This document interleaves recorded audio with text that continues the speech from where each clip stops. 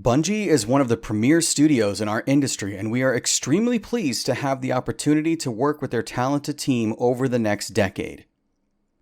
Thomas Tipple, Chief Financial Officer of Activision Blizzard. Anthem is a social game where you and your friends go on quests and journeys. It's a game that we've been working on for almost 4 years now, and once we launch it next year, I think it'll be the start of a 10-year journey for us. Patrick Soderlund, former Chief Design Officer of EA. 10 years seems like a long time, doesn't it? That's because, well, it is. 10 years ago, I had just started my first job out of college. In the intervening years, I have changed jobs 3 times, and was fortunate enough to buy my first car and house. A lot of life happens in 10 years. 10 years ago, Skyrim had yet to release, having been announced only a few months prior. 10 years ago, the consoles of the day were the Xbox 360 and the PS3. The Wii U wouldn't release for another year. And 10 years ago, the plague that is the live service was nary a twinkle in the eye of these publishing executives. I am sick of live services, and I strongly suspect I'm not the only one. Let's take a look at why I believe live services are detrimental to the industry and consumers, and why the best thing for us all is their long overdue death.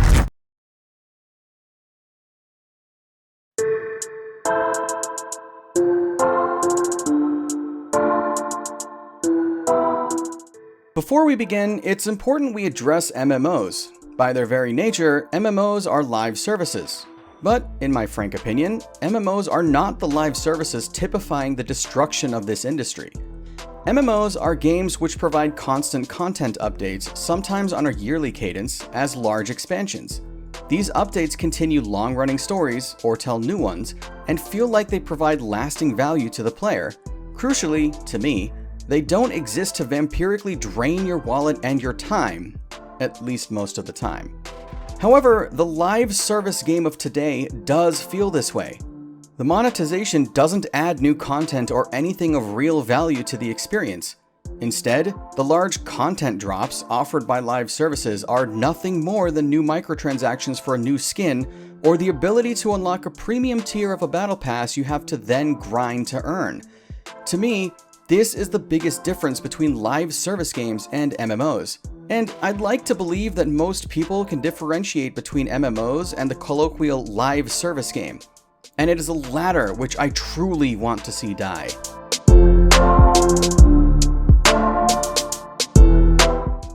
I want to be as transparent as possible, so I'll point the finger at myself for the duration of this piece.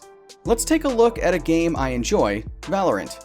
This is a free-to-play game from Riot, which is essentially CSGO cross Overwatch. Mechanically, it's a fantastic tactical shooter. Its low barrier of entry ensures as many people as possible can hop in and play. But that's entirely the point, is it not? Reducing that barrier of entry friction is key to attracting a large player base. The trick is to retain this player base and convert enough of them into recurrent spenders. And Valorant, like virtually every single live service, does so with a battle pass and multiple cash shops.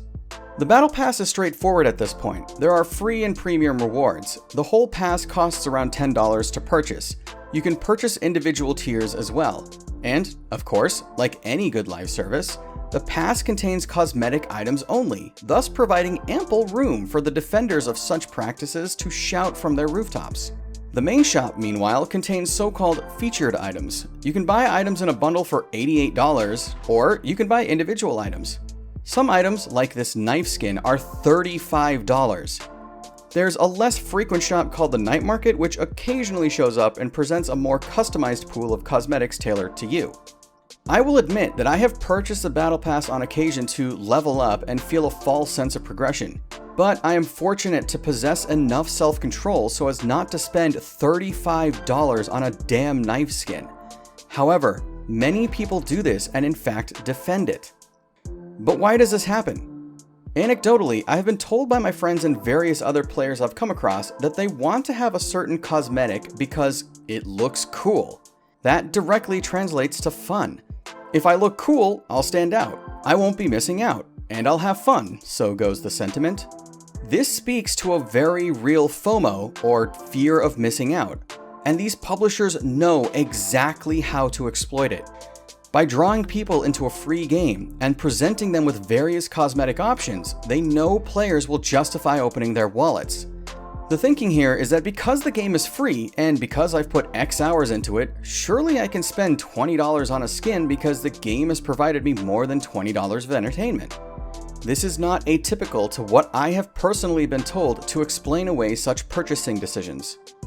But behind this explanation lies that FOMO. People simply don't want to be left behind. Publishers know this, and so they craft cool-looking things which can only be obtained through real-life cash. They profiteer from such psychological manipulation. This FOMO is not without consequences, least of all to developers. Polygon previously reported how the need to constantly churn out new cosmetics and content for Fortnite caused severe crunch for the developers at Epic Games. Quote, "We're always in crunch. Crunch never ends in a live service game like that. You're always building more content and more stuff," end quote. But hey, as long as it keeps bringing in the dollars, right?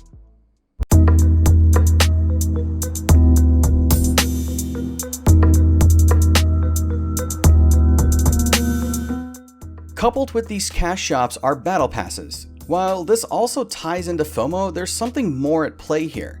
Battle passes are time limited by design, thus creating instant urgency and a desire for completion, more psychological manipulation.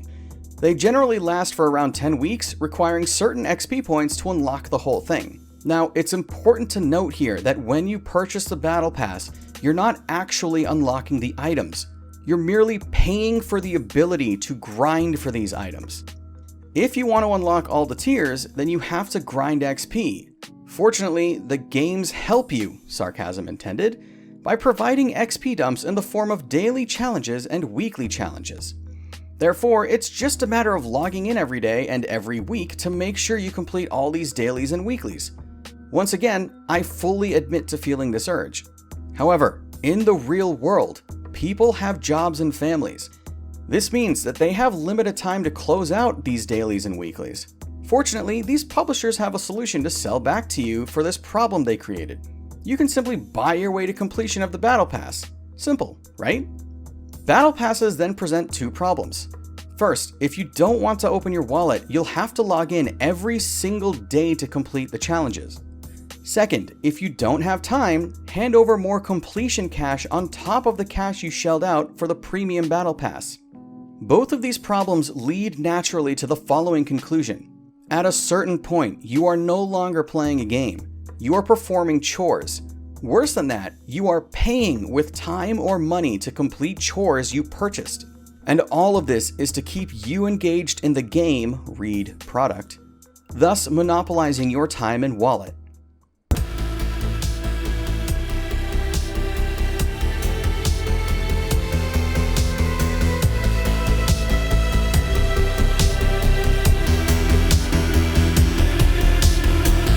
This brings us full circle.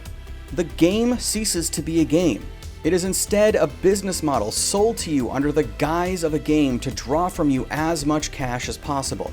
And even then, it's not enough. It's not enough for these publishers to have most of the money all the time. They must have all the money all the time. The reality is, this is what modern gaming has become. It's not enough to buy a game and expect a content-complete experience. Many times, as with Fallout 76 and Sea of Thieves, you are sold a shell of a game with the promise of content to come, but you still have to pay your hard-earned cash for this ghost of a game. Rare may have intended players to make their own fun in Sea of Thieves, but expecting players to make their own gameplay isn't good game design, and it certainly isn't worth $60. Gamers aren't designers. It's not their jobs to create game design. That's the job of developers. This $60 isn't a purchase anymore. It's an entry fee. You are now expected to pay this full-priced entry fee and then keep spending if you want to justify your purchase or have the gall to experience content which should have been included in the game on day one. Want to be able to customize your character and gear? That'll be $35 for that knife skin, please. I realize that many people watching this are fine with paying for cosmetics, but I urge you to pause for a moment and think about this. It wasn't always this way.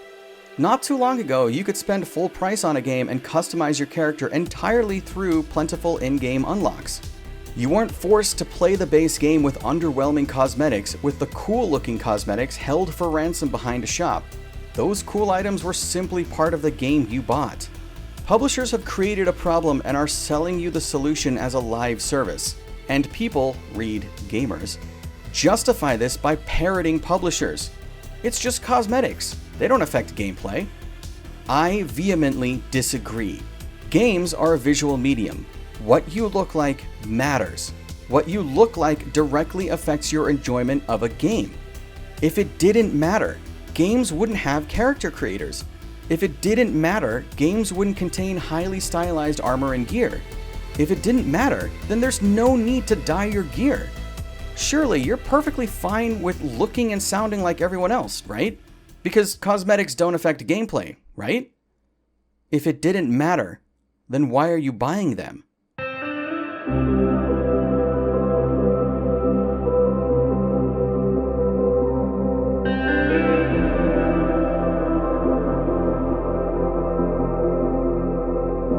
The quote at the start of this video followed the newly inked 10-year-long deal between Activision Blizzard and Bungie, with the former set to publish the latter's yet-to-be-announced game. That game, of course, would go on to be Destiny. While Destiny may not be the first live service game, it is certainly the most influential. It arguably set the trend for what live services would come to be over the next 6 years. It doesn't take much outlandish thinking to see how the existence and success of Destiny led to games like The Division, Fallout 76, and Anthem. Let's revisit that quote. It specifically cites a 10-year deal, but, as we all know, Bungie became independent from Activision Blizzard in 2019. That's a full year before the decade mark. So then, I guess that 10-year adventure didn't pan out. Okay, well, what about Anthem? Well, this story is more recent and perhaps more well-known. EA basically canceled development of Anthem Next, the reboot of Anthem, which was the original game meant to go on that 10-year journey. The bottom line is this: whenever you hear anyone in the industry mention a 10-year journey, do feel free to ignore it. But what does this actually mean? What are the consequences of this? Sticking with Anthem, it was reported that the new Dragon Age game is ceasing development of all multiplayer components and will instead become fully single-player. This came after EA saw the success of other fully single-player games from their own studios, like Jedi Fallen Order. The day after this news was announced, People Can Fly, the team behind the upcoming Outriders, released their demo for their fully self-contained, non-microtransaction, DRM-free, non-live service game. And while I found the demo to be a bit generic, the actual loot game felt good.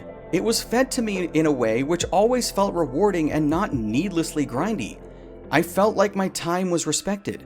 Plenty of people are thoroughly enjoying it. In fact, the demo is in the top 10 on Steam as of this recording. Clearly, people seem to enjoy the experience. And even though I don't think Outriders is for me personally, I'm extremely happy for its early success. It shows me that perhaps other people, including developers, are sick of live services too. Perhaps people want a complete experience which doesn't nickel and dime them. Perhaps other people want a game which respects their time. Perhaps other people want a game which feels genuinely rewarding and doesn't sell back solutions to problems it created. Perhaps other people want a game which doesn't profiteer off of FOMO.